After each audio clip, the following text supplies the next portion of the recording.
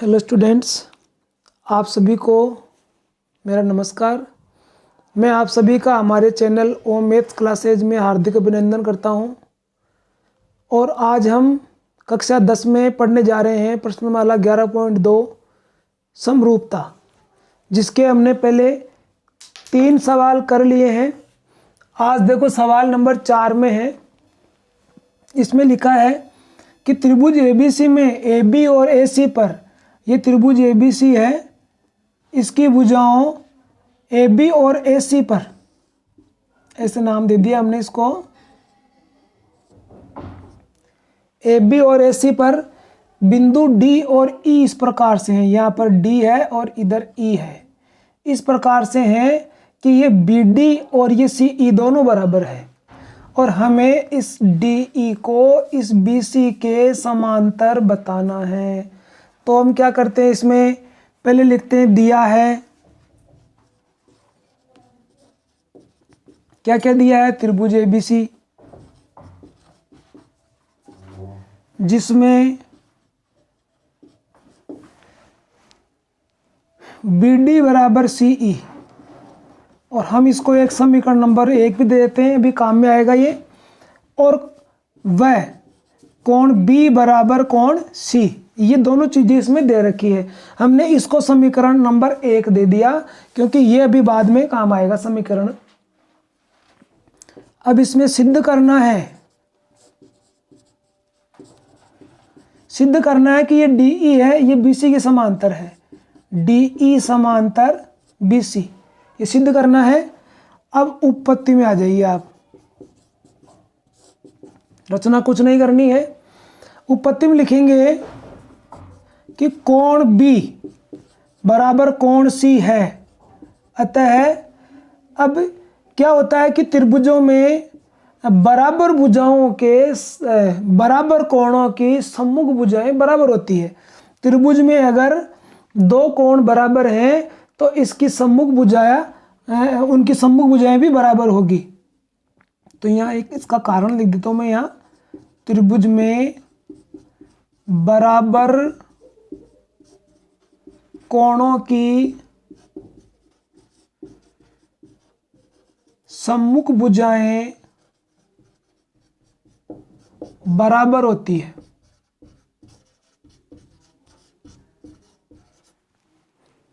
इस कारण से क्या हुआ, AB के बराबर हो गया AC, दोनों बराबर हो गई। इसको हम समीकरण नंबर 2 कह देते हैं। अब इस समीकरण 2 में से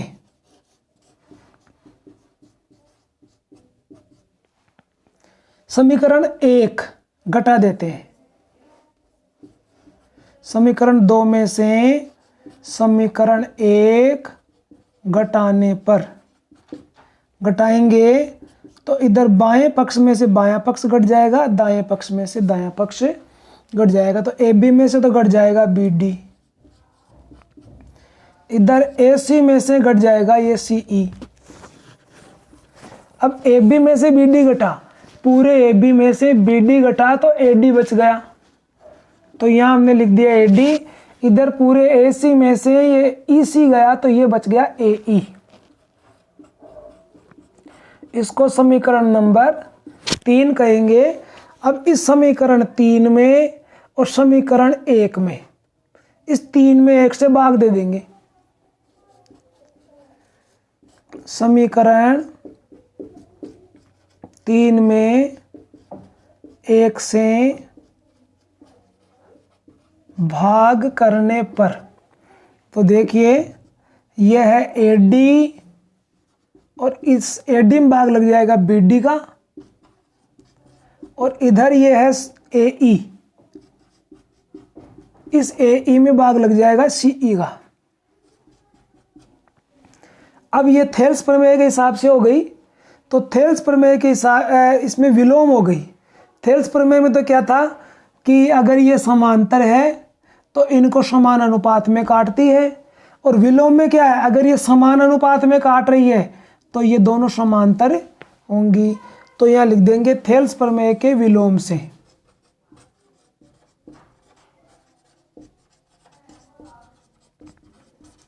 विलोम से DE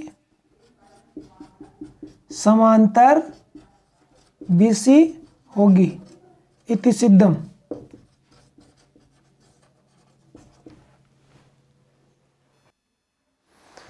सवाल नंबर 5 में देखो, ये त्रिभुज है, त्रिभुज में ये DE है समांतर BC के और ये EF है समांतर DC के।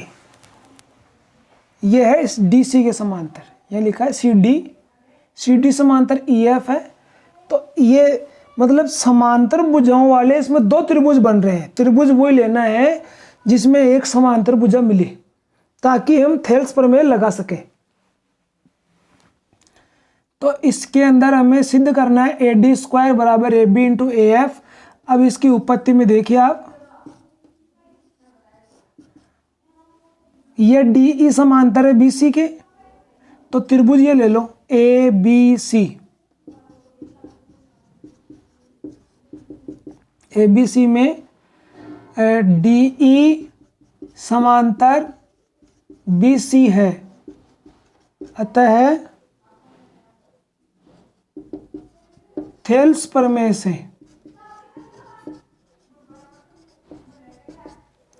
क्या हो गया, AD के बटा BD हो गया बराबर इधर AE के बटा EC हो गया। समीकरण नंबर 1। अब त्रिभुज ये लेंगे जिसमें ये EF, अब EF किसके समांतर है, इसके, तो त्रिभुज ये लेना है हमें। अब त्रिभुज ADC में EF समांतर है CD, EF समांतर है CD के, अतः वो लिख देंगे थेल्स प्रमेय से AF बटा DF। इधर ये हो गया AE बटा EC। समीकरण नंबर 2। और समीकरण 1 और 2 में देखो, दोनों में ये चीज मिल रही है, तो ये लिखेंगे समीकरण 1 व 2 से क्या है, इनसे ये दोनों मिल गए ना, तो ये बराबर हो जाएगा AD, यानी इधर के पक्ष बराबर है तो हम इधर वाले पक्षों को भी बराबर में रख देंगे, तो AD बटा BD और इधर AF बटा DF। अब लाना है हमें, क्या लाना है हमें, ये देखो AD², तो AD तो इसमें है, AB लाना है और AF इसमें ज्यों का त्यों रहना चाहिए और AD इसमें ज्यों का त्यों रहना चाहिए, मतलब ये दोनों चेंज नहीं होने चाहिए। और अगर ये अंश में रहेंगे तो आगे जो हम संक्रिया लगाने जा रहे हैं उसमें अंश वाली संख्या चेंज हो जाएगी, इसलिए हम इनको उलट करके और पहले हर में करेंगे। तो यहां लिख देते हैं उलटने पर, तो उलटने पर ये हो जाएगा BD बटा AD और इधर हो गया DF बटा AF, उलट दिया है। अब इनमें हम एक एक प्लस कर देंगे, दोनों तरफ एक जोड़ने पर, तो ये जोड़ेंगे जब इधर हो गया BD बटा AD प्लस 1 और इधर DF बटा AF, इसमें भी प्लस का 1 हो जाएगा। लघुत्तम लेंगे इसमें, तो लघुत्तम इसका आ गया AD और इधर लघुत्तम आ गया इसका AF, इसका यह लघुत्तम आ गया, इसका यह आ गया। अब इसको जब हल करेंगे तो ये हो गया BD प्लस AD, इधर हो गया DF प्लस AF। BD और AD जब जुड़ेगा, जब BD और AD जुड़ेगा, BD और AD तो ये बन जाएगा AB, तो ये हो गया AB हो गया, अपॉन में ये है AD और इधर ये DF और AF, ये DF और AF जुड़ते ही ये AD हो जाएगा। तो यहाँ लिख दिया AD, इनकी जगह AD आ गया, अपॉन में AF है। अब इनका वज्र गुणा कर दो, वज्र गुणा ऐसे, तो इधर AB की तरफ तो आ गया गुणा में AF और AD गुणा हो गया AD से। तो AD गुणा AD होते क्या हो जाएगा, AD का स्क्वायर। और यही हमें लाना था इति सिद्धम। अब सवाल नंबर 6 में ये हमें एक चतुर्भुज दे रखा है, चतुर्भुज दे रखा है जिसकी ये तीनों भुजाएं समांतर बता रखी है। इसमें EF समांतर DC समांतर AB, और सिद्ध करना है AE बटा ED और इधर BF बटा FC। अब जैसे हम ये प्रश्नावली पढ़ रहे हैं तो ये थेल्स प्रमेय से संबंधित है। तो थेल्स प्रमेय लगती है त्रिभुज में। तो पहले हम इसमें त्रिभुज का निर्माण करने के लिए हम इसमें एक विकर्ण खींच लेते हैं। विकर्ण कोई सा भी दोनों में से एक विकर्ण खींचना है, चाहे AC खींचना है, चाहे AC खींच लो, चाहे BC BD, AC विकर्ण हो चाहे BD विकर्ण हो, एक विकर्ण की रचना करनी है। तो यहाँ लिखते हैं रचना, विकर्ण BD खींचा, ये विकर्ण हो गया। अब देखो इसकी उत्पत्ति में क्या होगा, पहले हम ये एक त्रिभुज ले लेते हैं, दो त्रिभुज है, दोनों को एक एक लेना है। त्रिभुज ABD, ABD में क्या हुआ, ये इसके समांतर ही है, O नाम देता हूं इसको। तो लिख देंगे EO समांतर है AB के, EO समांतर AB है, अतः थेल्स प्रमेय से क्या होगा, थेल्स प्रमेय से AE बटा ED और इधर BO बटा OD। समीकरण नंबर 1, क्योंकि जब दो भुजाएं समांतर होती है तो वो बाकी जो बच गई ना समांतर दो भुजाएं, अगर ये दोनों समांतर है तो ये बाकी जो दो भुजाएं बच गई इनको अनुपात में बांटेगी। ये समांतर वाली भुजा शेष दोनों भुजाओं को समानुपात में बांट देती है। इसी प्रकार अब इधर इस त्रिभुज में आ जाते हैं, त्रिभुज BDC में। इसमें ये OF समांतर CD है, अतः इधर इनका अनुपात बन जाएगा BO बटा OD और इधर BF बटा FC। समीकरण नंबर 2। अब समीकरण 1 व 2 से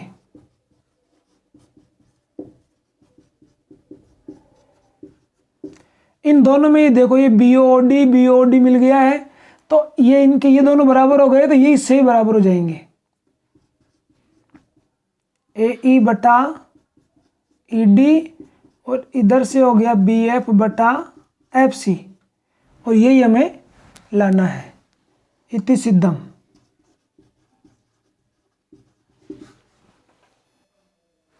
अब देखो इस सवाल में 7वें में हमें एक समांतर चतुर्भुज दिया है ABCD। इसकी भुजा BC पर एक बिंदु है P, और इस DP को जब इनको मिला करके आगे बढ़ा दिया, इधर से इस AB भुजा को आगे बढ़ा दिया, तो ये L पर जाकर मिले। L पर मिले तो अब हमें ये सिद्ध करना है DP बटा PL। तो देख रहे हैं अपन DP बटा PL, और इधर DC AB की जगह DC आ रहा है, तो ये तो AB DC दोनों बराबर ही हैं, तो AB बटा BL। अगर हम AB बटा BL सिद्ध कर देंगे तो वो तो AB की जगह अपन DC लिख सकते हैं, क्योंकि ये दोनों समांतर चतुर्भुज समूह भुजाएं हैं जो बराबर होती है। तो अब इसमें पहले हम लिखते हैं, दिया है समांतर चतुर्भुज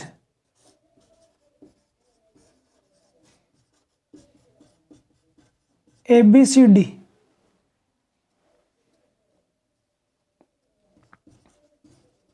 जिसमें भुजा BC पर बिंदु P है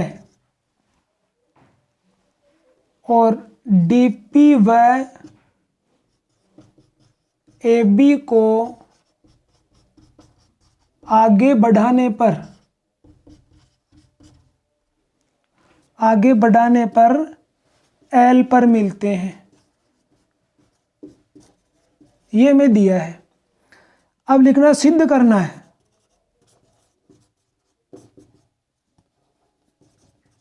ये दोनों चीजें दे रखी है, DP बटा PL और इधर DC बटा BL। एक तो ये करना है और दूसरा है DL बटा DP और AL बटा DC। ये दोनों सिद्ध करने हैं। तो अब देखो इसकी उत्पत्ति में, अब ये तो हम जानते हैं कि समांतर चतुर्भुज की सम्मुख भुजाएं समांतर होती है, तो ये भुजा इसके समांतर है। तो ये त्रिभुज ले लेते हैं हम, त्रिभुज ALD में AD समांतर है BP,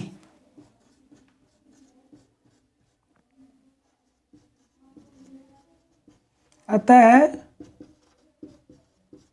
थेल्स प्रमेय से क्या हो जाएगा, DP बटा PL और इधर AB बटा BL,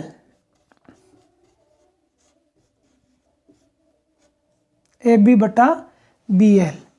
अब उसमें जब ये सिद्ध करना, इसमें देखिए अपन DP बटा PL आ रहा है, इधर DC आ रहा है केवल AB की जगह। तो इसमें तो क्या है, हमें इसमें पता भाई ये सच है, तो यहाँ लिख देंगे सच है ABCD में AB के बराबर है DC है, अतः हम AB की जगह DC लिख देंगे। तो DP बटा PL और DC बटा BL, और यही हमें लाना है। तो ये पहला सवाल तो इसमें सिद्ध हो गया है। अब दूसरा है DP, हमें लाना है DL बटा DP। तो देखो इसके अंदर हम वापस इस सवाल को हल करेंगे। यहाँ दोबारा से हम लिख देंगे, यहाँ इस सवाल नंबर दूसरा हल कर रहे हैं। त्रिभुज ALD में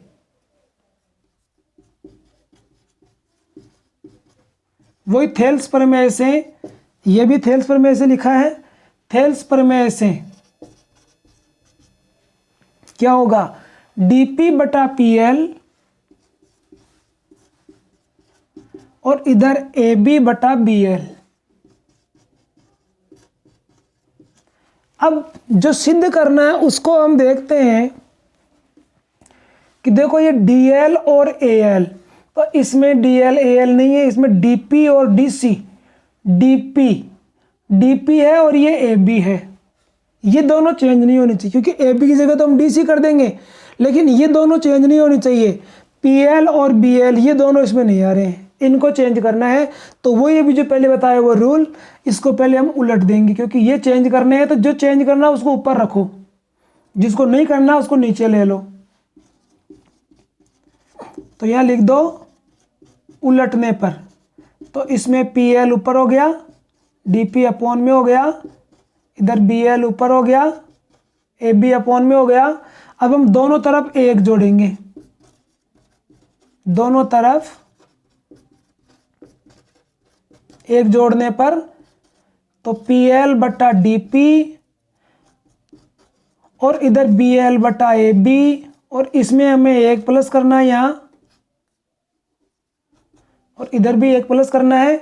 अब इसका लघुत्तम ले लो, इसका लघुत्तम आ गया DP और इधर इसका लघुत्तम आ गया AB। अब ये लघुत्तम हल करने पर PL आ ही गया, इस 1 का भाग DP में देंगे तो यहाँ क्या आ जाएगा, DP। इधर ये AB से AB कट जाएगा, बच गया BL, और इसमें ये एक का भाग ए बी में देंगे तो ए बी आ जाएगा, यहाँ आगे ए बी। इसको बिल्कुल लघुत्तम की तरह हल करना है। पी एल और डी पी, तो ये पी एल और डी पी जुड़ करके डी एल हो गया,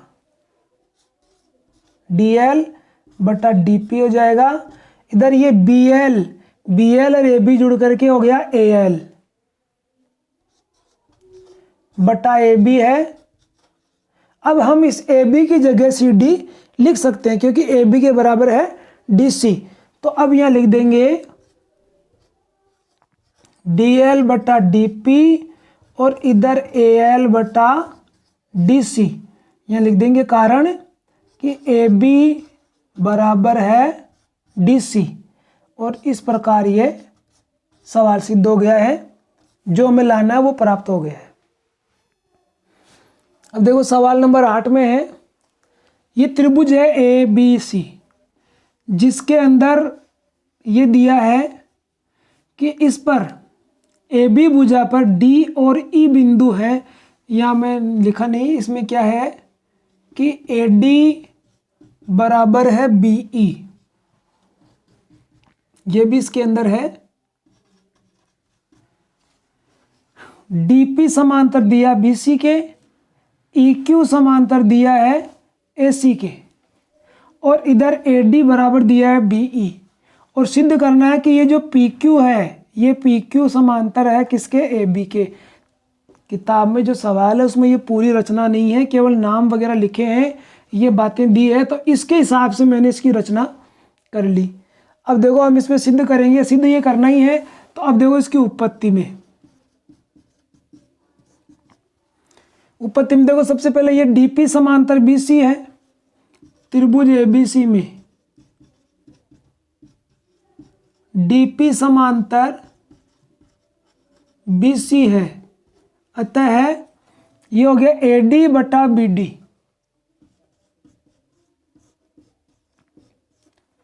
एडी बटा ये बीडी हो गया, इधर से हो गया एपी बटा पीसी, एपी बटा पीसी, ये हो गया थेल्स प्रमेय से।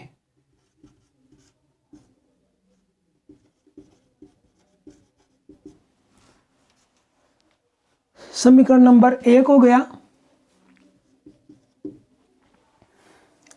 ये हमने ये डीपी समांतर दी है, ये ले लिया। अब की बार EQ समांतर है, तो अब ये लेना है,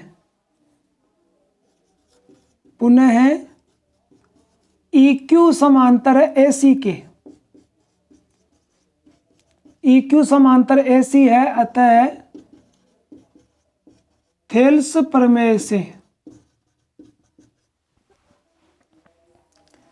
EQ समांतर AC के है, इसलिए अब देखो इसमें ये AE बटा BE,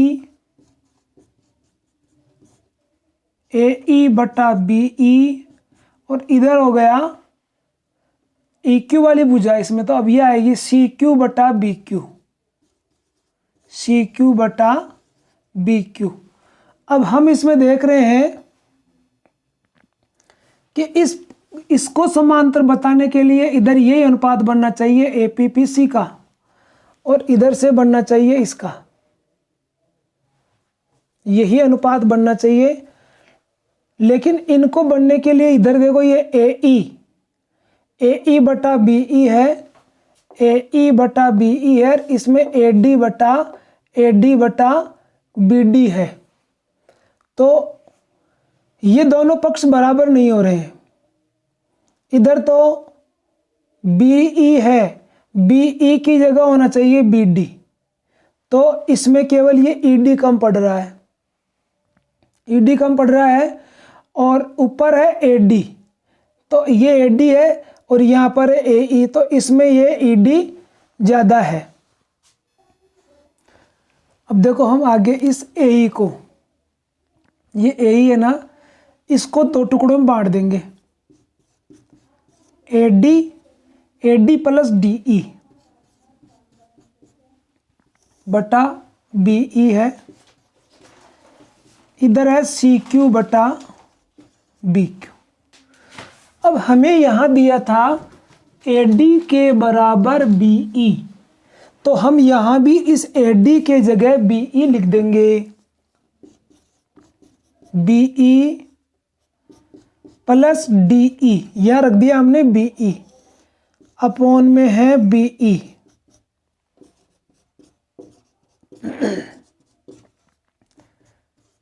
इधर है सी क्यू बटा बी क्यू। अब ये जब बी ई और डी ई जब जुड़ेगा, बी ई डी ई, तो ये बन जाएगा बी डी बटा बी ई, इधर हो गया सी क्यू बटा बी क्यू।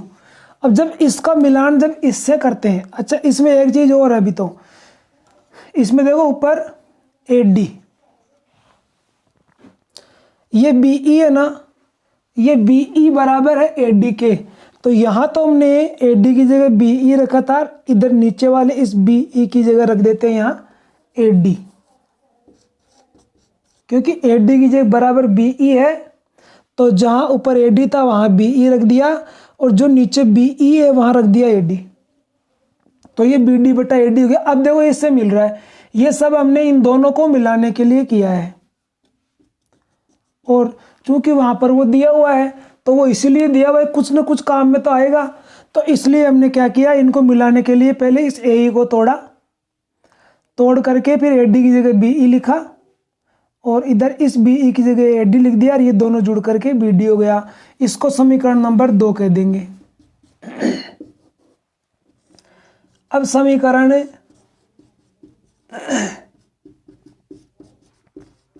1 व 2 से ये बी डी ए डी है, इधर भी।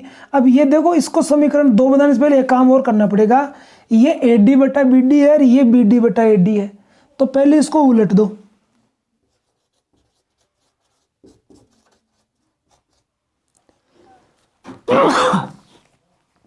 उलटने पर ए डी ऊपर हो जाएगा, बी डी नीचे हो जाएगा, इधर बी क्यू बटा हो गया सी क्यू, ये भी उलट जाएगा, और समीकरण नंबर ये हो गया 2। तो 1 व 2 से अब ये लेने दोनों बराबर, ये और ये बराबर है, तो इधर क्या हो जाएगा ए पी बटा पी सी, इधर से ये हो गया बी क्यू और बटा सी क्यू।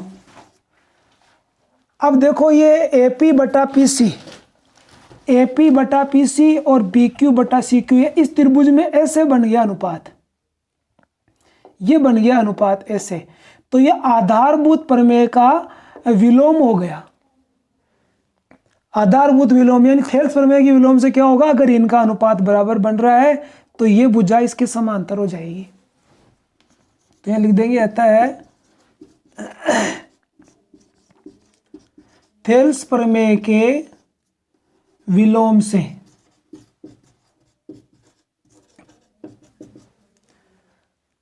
पी क्यू समांतर हो गई ए बी, और यही हमें सिद्ध करना था। देखो अब सवाल नंबर 9 में हमें दिया है समलंब चतुर्भुज, तो हम बना लेते हैं इसमें समलंब चतुर्भुज, बना लेते हैं। इसमें क्या है, ए बी समांतर है डी सी, ये ए बी और ये है डी सी, दोनों समांतर हैं, ये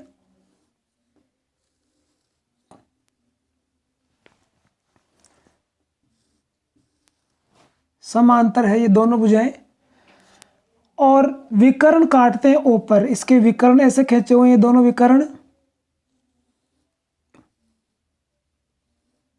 या ऊपर काट रहे हैं। एओ, एओ बटा सीओ और इधर एओ बटा बीओ, एओ बटा बीओ और सीओ बटा डीओ हमें सिद्ध करना है। तो इसमें हम एक रचना करते हैं। रचना हमने क्या किया, इन दोनों के समांतर ही यहां पर एक समांतर रेखा खींच ली।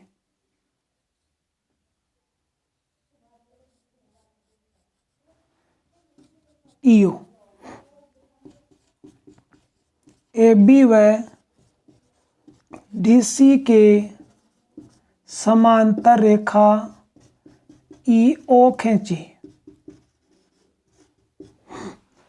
अब हमें वो दो त्रिभुज लेने हैं थेल्स प्रमेय से जिनमें ये समांतर हो। अब देखो, एक तो ये इसमें समांतर होगी ऐसे, उपपत्ति त्रिभुज डी सी ए या ए डी सी में ईओ समांतर किसके है? ईओ समांतर है डीसी के। अतः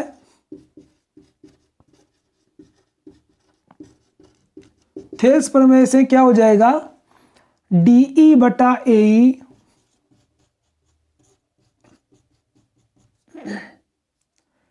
और इधर सीओ बटा एओ, मतलब इसके बटा में ये हो गया और इसके बटा में ये हो जाएगा, क्योंकि ये समांतर है ना यहाँ। तो थेल्स प्रमेय से ये होगा कि अगर एक भुजा के समांतर है कोई और वो अन्य दोनों भुजाओं को काट रही है तो वो समानुपात में काटेगी। तो इनका समानुपात ये बन गया समीकरण नंबर 1। अब देखो ये अब तक तो हमने इसके समांतर लिया था, अब इसको इसके समांतर लेंगे इधर। तो अब ले अब त्रिभुज डी ए बी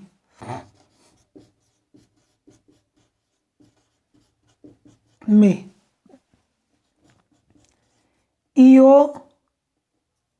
ईओ समांतर है ए बी के।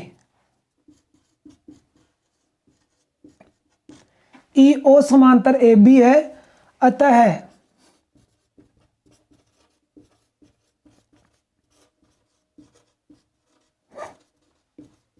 थेल्स प्रमेय से अब फिर इधर ये बन जाएगा डीई बटा एई, इधर ये डीओ बटा ओबी या बीओ लिख देते हैं। समीकरण नंबर 2, समीकरण 1 व 2 से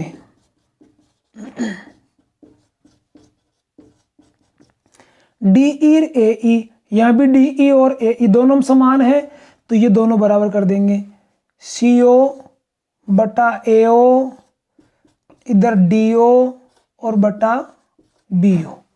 अब यहां देख रहे हैं अपन, इसमें जो सिद्ध करना है, इसमें एओ के नीचे होना चाहिए बीओ है। अपने यहाँ पर एओ इधर है और बीओ इधर, तो इनको इसे तिरछा भेज देते हैं, इनको इसको यहां भेज देते हैं, इसको यहां भेज देते हैं। तो सीओ के नीचे ले लेते हैं इधर डीओ और इस एओ को इधर ले लेते हैं, एओ बटा बीओ। ये हमें लाना था।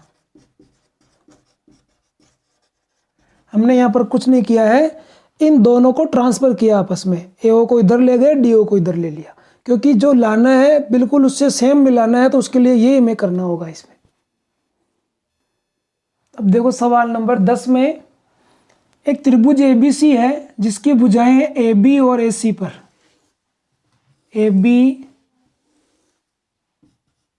एबी और एसी, ये एबी है और एसी है, इन पे दो बिंदु है डी और इधर है बिंदु ई, और डीई समांतर बीसी बताया है इसमें, और बीडी बराबर सीई बताया है। तो ये त्रिभुज है, तो हम उपपत्ति में क्या लिखेंगे यहां?